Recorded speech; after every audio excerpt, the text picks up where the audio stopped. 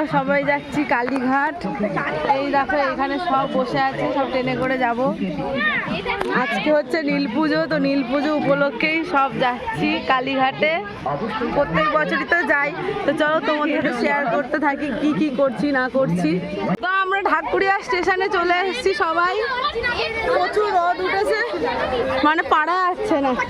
এই যে সব ভিড় ট্রেনে চলে এসেছি, বিশাল ভিড় ছিল ট্রেনে সব। কোনটা কোনটা কোনটা আমি চিনি না। আমরা তো প্রত্যেক বছর কালীঘাট যাওয়ার সময় ঢাকুরিয়া লেগে সবাই বসে তারপর যাই। তো এখনো সন্ন্যাসীরা আসেনি, ওরা হাঁটতে হাঁটতে আসছে। তো আমরা ট্রেনে করে এসে গেছি ঢাকুরিয়া। প্রচুর ভিড় হয়েছিল ট্রেনে, আর পেছনে ওরা সব হেঁটে হেঁটে আসছে। আমার জুতো পর্যন্ত ছিঁড়ে গেছে, এত ভিড় ট্রেনে। তো চলো, লেকের ভেতর ঢুকে গেছি। অনেক বছর পর আসলাম লেকে। এই যে সব সন্ন্যাসীরা চলে এসছে। ছোট মানে দেখো খুঁড়িয়ে হাঁটছে।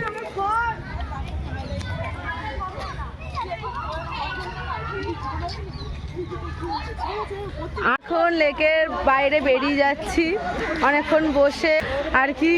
ওরা হেঁটে হেঁটে আসে সন্ন্যাসীরা, তো ওরা একটু বসে নিয়েছে। এবার আমরা বেরোবো কালীঘাটের উদ্দেশ্যে।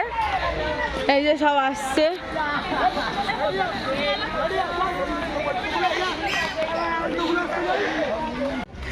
তুই খালি খেয়ে যা।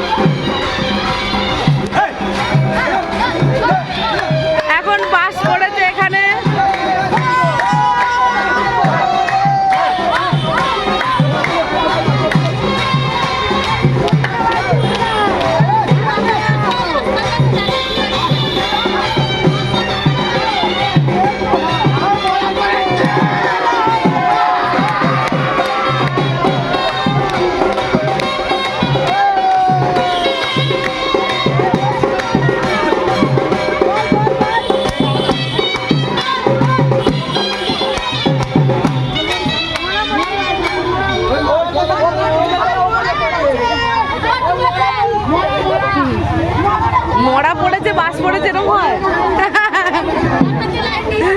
ও মরা পড়েছে।